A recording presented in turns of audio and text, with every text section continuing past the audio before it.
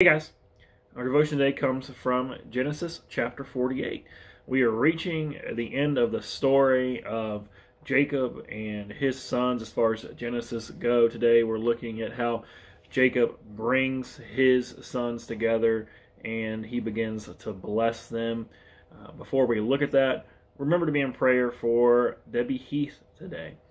So this chapter and the next chapter, Pastor Mike will be doing tomorrow, chapter 49. Jacob is blessing his sons, and the next chapter is going to deal with the majority of his sons.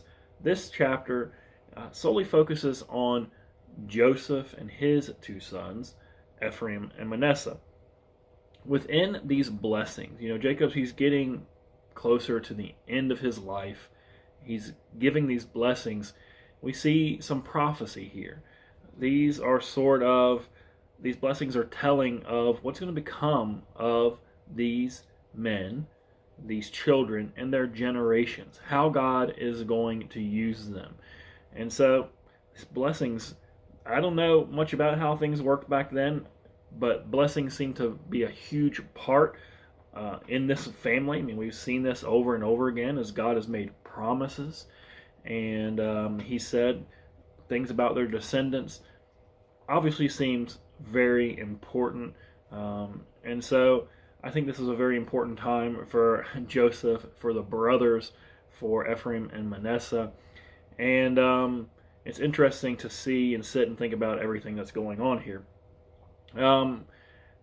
It starts out with this scene where Jacob is talking about Ephraim and Manasseh, who are his grandchildren, and it seems like he's almost claiming them as his own children before he does this blessing, which is sort of interesting when you get into to scripture and you think about the 12 tribes, and Ephraim and Manasseh are considered to be, I guess they're half tribes. I mean, they're part of these tribes of Israel.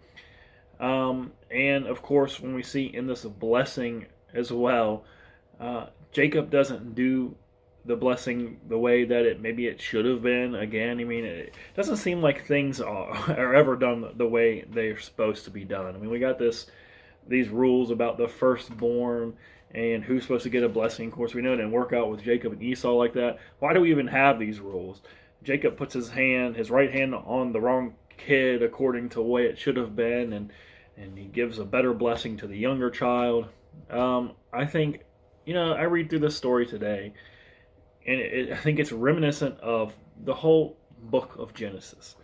When God created everything, we saw all this order, and we saw God doing what He was going to do. He was in charge, and everything was the way He wanted it to be. It was very good. Of course, we saw sin enter the picture as He gave human beings the choice whether they were going to obey Him or not, and things fell apart. But you know what? We still see God's sovereignty. We still see Him in control. He's going to do things the way He wants them to be done. He's going to bless who He wants to bless.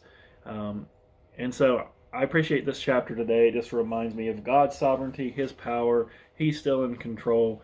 Look forward to Pastor Mike's message and teaching on the rest of the blessings for the other brothers tomorrow on chapter 49.